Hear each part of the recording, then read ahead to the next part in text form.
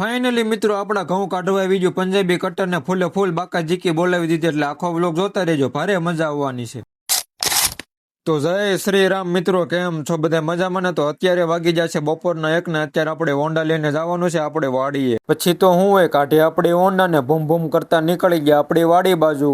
વાડીએ પહોંચીને જોયું ત્યાં તો આપણા ઘઉં માલતું તો પંજાબી કટર ને કટર જોઈને મને હવે ખાલી દેવાય ભાઈ ની યાદ આવે. ખર્ચે છે એની હાલની કિંમત છે એટલા માટે રૂપિયા નાખવા પડે છે ભાઈ.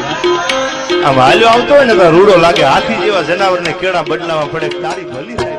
હાલો મિત્રો, હવે આવું બહુ ન સંભળે એટલે આપણા ઘઉં ને કોઠી ભરાઈ ગઈ એટલે કાયું કે આપણા ટ્રેક્ટર ની લારીમાં કરી દીધી ઠલવવાની ચાલુ. જોવો તો ખરા મિત્રો, ખેડૂત નું સોનું ફૂલ સમકારા મારે ને તો જા નકર સીધી ટ્રેક્ટર ની લારીમાં ખા.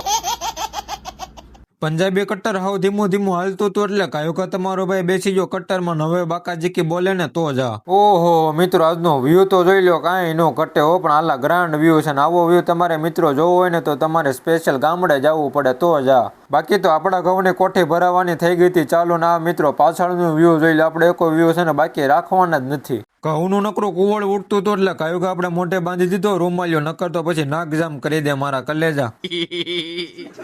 ઘડીક ઝીણી ઝીણી બાકા જીકી બોલાવી નાખી ત્યાં પાછી ભરાઈ ગઈ આપણા ઘઉંની કોઠી એટલે કાયું કે કરી દીધી આપણી બીજી લારીમાં ઠલવવાની ચાલુ.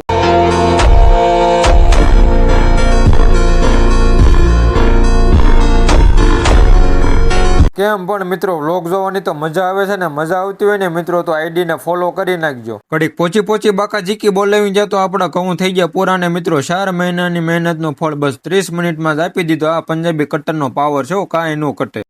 અચ્છા ફાઇનલી મિત્રો આપણા ઘઉં થઈ ગયા પૂરા ને બાકી પંજાબી કટર ઉભું હોય તો લાગે ને રોડો ને રૂપાળો હાથી.